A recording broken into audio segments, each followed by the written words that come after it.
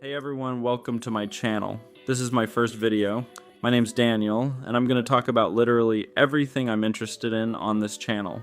So, today I'm going to talk about cyberpunk, specifically in Tokyo, which reminds me a lot of the settings in cyberpunk works like Blade Runner and that cat game, Stray. All these works pull a ton of inspiration from Asian architecture, language, and culture in general, not just Japanese, but all Asian culture, especially from East Asia, you know? And on one hand, we think it's cool because we really dig this aesthetic, we find it dope. So in a way, it feels like these works are hyping up Asian cultures.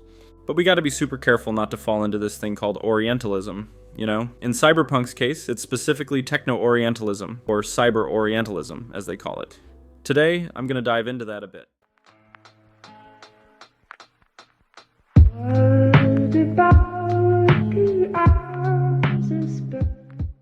First, we need to get what Orientalism itself is. The term popped up in Europe around the 18th century. They used it to talk about studies on the culture, language, and literature of Asian nations. A big chunk of those studies back then was pushed by the British Empire, so the Orientalist field ended up being shaped, obviously, by Eurocentrism and modern colonialism from the 18th and 19th centuries, you know? Those so-called Orientalist studies from way back, since they came from a totally Eurocentric and colonial view of the world, always ended up generalizing. They lumped all societies from Asia, the Middle East, North Africa, and beyond together, like it was all the same thing, like they were inferior to Western societies, even to justify colonization, got it? So, in those Orientalist studies from the 18th and 19th centuries, the West was always shown as the normal, the standard, and the East was the different, the weird, even the inferior. They did this half unconsciously to back up colonization. And, as everyone knows, the world we live in today is still a crystal clear reflection of what it was centuries ago. So, of course, this Eurocentric view of the world still gets pushed a lot, even if it's in our subconscious. Sometimes it's not just subconscious, which is worse. Even today, it's super common to see Orientalist images, like prejudiced takes on Asian culture, in Western pop culture, you know? So, there's this big debate about what could even be seen as racism, depending on how these cultures get shown in movies, video games, and all that. But even when these portrayals are widely accepted, like us, who vibe with cyberpunk stuff, for example, we still gotta keep in mind that Asian cultures are often shown in ways that are at least inaccurate in these works. We know how much the United States loves jacking other people's cultures to make their pop culture, right? We've got thousands of American works set in Asian nations or heavily influenced by some Asian culture. But we gotta realize that these works, at least most of them, say way more about the American take on the culture than what it's actually like, you know? So, it's real important to get that the United States ain't the ones holding the universal truth. I think that's key for us to keep in mind, because a lot of times, and here's the trick, I reckon, American works showing some Asian culture don't always paint it in a bad light, you know? They might even show it positively, and that's why we sometimes feel like it's a tribute, an appreciation of Asian culture, whatever it is. But whether it's a positive or negative spin, we gotta understand we're always seeing it through American eyes. If the United States makes it look bad, it's because they want the world to see it as bad. If they make it look good, it's because they want it to look good. Got it? They've always got some angle, some interest in making people think a certain culture's good or bad. They craft this sometimes for political reasons. And that's where we hit techno-Orientalism, a newer term made to describe exactly this Asian take on the future, which we see all the time in cyberpunk works, for instance.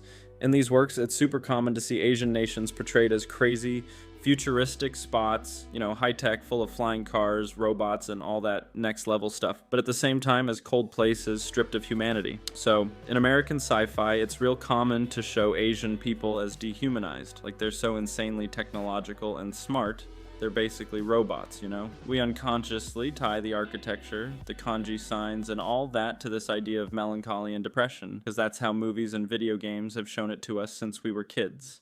In these American works, it's real common for the main character to be a white dude fighting some corporation, and the system, right? But the metropolis where it all goes down is usually packed with Japanese vibes, Chinese vibes, and other East Asian culture stuff. The corporations often have Japanese or Chinese names, so it inevitably leaves us with the feeling that Asia's a threat, even if the story doesn't spell it out.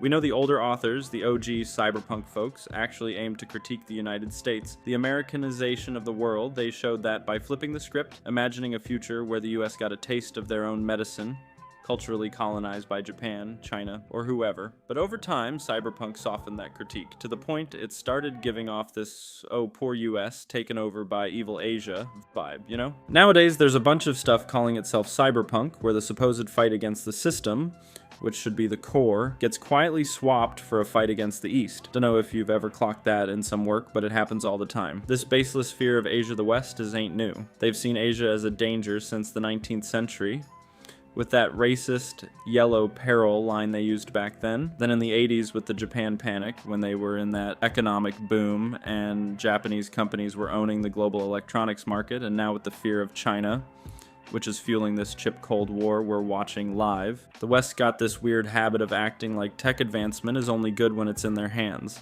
Otherwise, it's going to be used for evil and needs fighting. Truth is, it's how the United States mostly tries to keep their grip on the world. That's the real deal. So, obviously, I ain't saying the film writers or game devs are racist for using Orientalism in their stories. Nah, it's about getting that prejudice is structural, you know? It's baked into us, and we spread it without even noticing. I talked about Orientalism here because of Japan, cyberpunk, and all that, but it's clear this ain't just about prejudice against Asian folks.